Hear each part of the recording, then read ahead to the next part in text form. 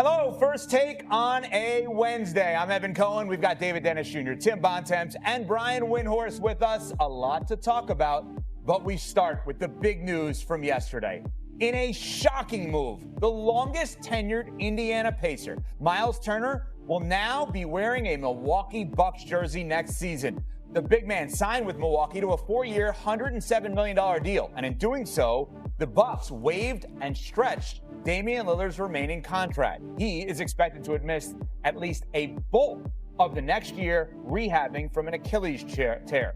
Let's check in with Wendy's reaction live on the show yesterday when this all happened. If I'm an Indiana Pacer right now, I'm absolutely disgusted. I am sick to my stomach. If I'm Tyrese Halliburton, I am breaking things right now. If I'm Rick Carlisle, I'm furious. That's just what's happened because they were unwilling to spend a little bit of luxury tax money to hold this team in place for a year when Halliburton came back. To go to a team that they hate the Bucks. Tim Bontemps, which team did this move impact more, Pacers or the Bucks? I would say the Pacers, Evan, for all the reasons Brian just laid out. You know, throughout the playoffs, the Indiana Pacers kept signaling to people that they were going to pay the luxury tax. They were willing to pay the luxury tax to keep this team together.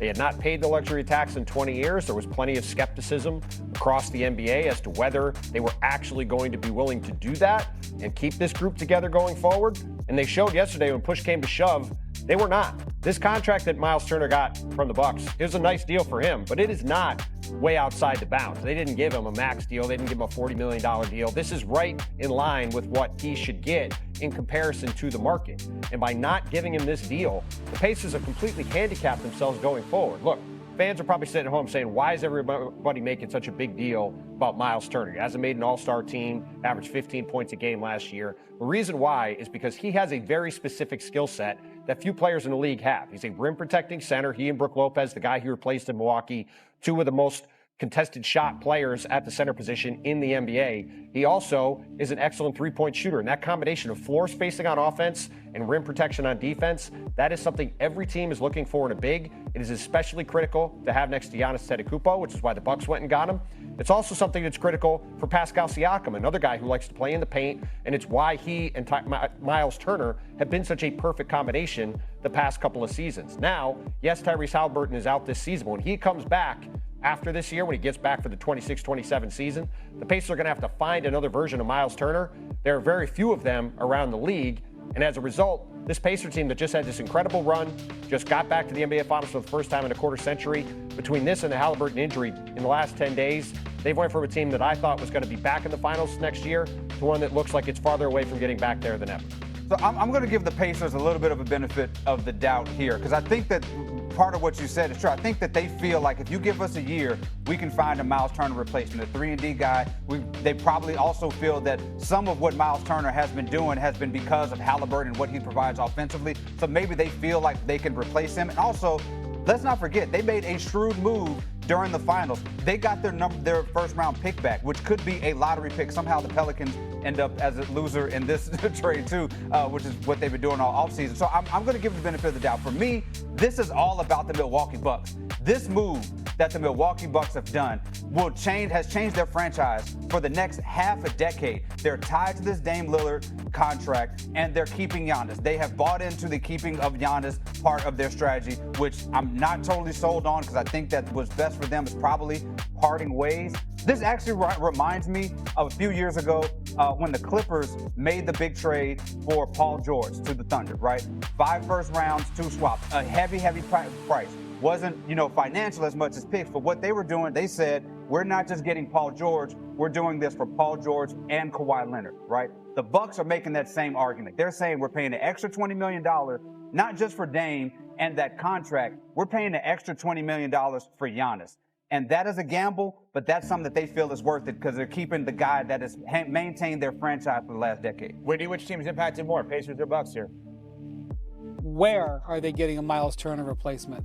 Where are they getting that? Those guys are not available. They're not going to have cap space. Free agents are not going to come there. And the reason they traded that draft pick was to pay Myles Turner. because they were counting every penny that they were going to use, and they offloaded that pick so that they could save a couple extra $1 million so that they could minimize their luxury tax. They were planning to pay the tax to keep Myles Turner because they've had the best team they've had in 25 years, okay? And the injury to Tyrese Halliburton is devastating. This is the effects of it. You look at the 3 Achilles tendon injuries that happened in the Eastern Conference, all 3 of those teams have been hit with some level of a wrecking ball. And if you were the Pacers, this is a team that was meticulously built by their front office without the benefits of high draft picks, without the benefits of ownership willing to spend. They had finally put it together, and they had planned to spend the luxury tax. And I will say, as a way to more well round this out so that I'm not being too hard on the Pacers, they were in fact offering Myles Turner contract numbers that would have put them in the tax. They were willing to go into the tax, but they weren't willing to do what they needed to do to keep this team together. And it's a gut punch, because 10 days ago, the Pacers were standing there in Oklahoma City off to a tremendous start in Game 7 of the finals. We're talking about a team that entered the NBA in 1976, okay? And they, for the highest moment in the history of their franchise, they were on the verge of winning the whole thing. And now they're out Tyrese Halliburton and they're at their franchise center, and they have no functional way to replace him. If they pull it off, I will be right back here in this seat congratulating them and saying it was a great move. But that's my skepticism. The reason we're reacting so strongly to Myles Turner, guys, is that this doesn't just affect Myles Turner. It affects the team that was just in Game 7 of the finals. It affects Giannis, and it affects Dame Lillard. That's why this is so impactful. This is a through line that affects all of those things. And it's a shocking trade. It's a level of mortgage that really pro sports has never seen before. As a Cleveland Browns fan, this is akin to what the Deshaun Watson contract was, except for Deshaun Watson wouldn't even be on the team anymore, which is pretty much the way it is anyway, but that's another story for another day.